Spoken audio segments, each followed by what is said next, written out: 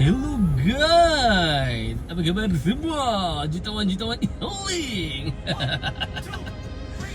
Kepada rakyat-rakyat Malaysia yang masih lagi berjuang dalam dunia e-hailing, hari ini kita mengupas keadaan pemandu-pemandu e-hailing yang membawa yang mengambil job AB, Advance Booking. Jadi ini adalah cerita daripada seorang driver kepada seorang penumpang. Jadi saya memberi mana kata memberi nasihat lah kepada kedua-dua pihak lah, tapi lebih kepada passenger lah.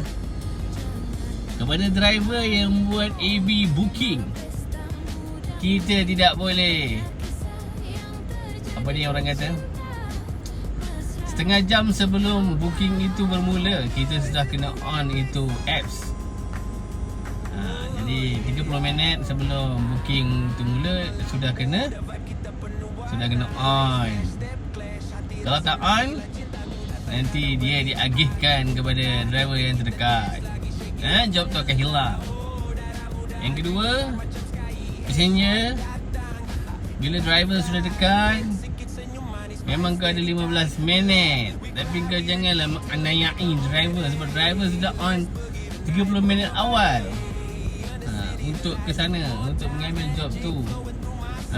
Mentang-mentang kau ada 15 minit, kau pergi melantak, makanlah, mandilah, begak lah, segala macam.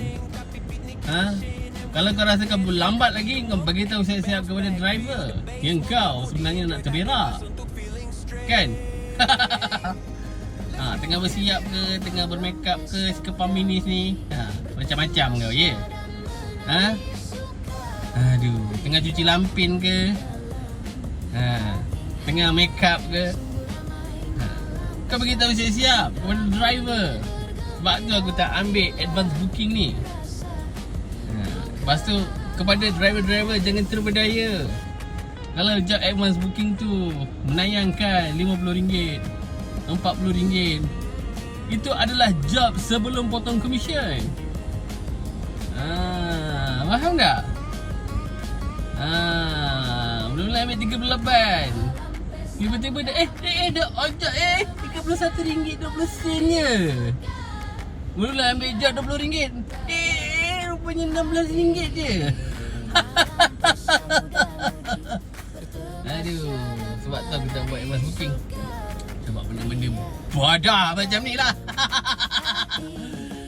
Ini dah yang dimanipulasi oleh app lembu e-hailing. Jadi kepada driver-driver dan passenger utama sekali, kau jangan berani menyidai driver. Kau berani sidai, aku sidai kau balik. Kau jangan main macam. Apa kau takut ke kau apa? Report lah. Apa? Takut ke? Dalam kapal minis. Assalamualaikum.